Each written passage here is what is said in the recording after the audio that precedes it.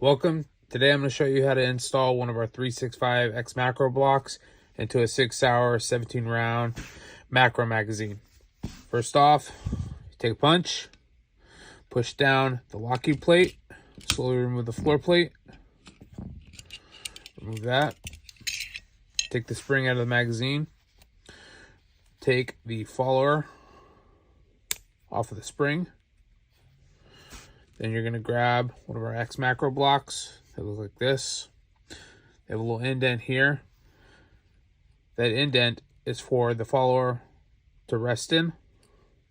Okay. Then what you're going to do, you're going to put the mag all back together.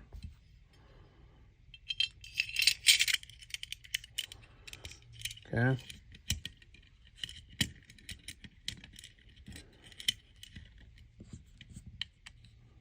Just how disassembled it. I always suggest testing it.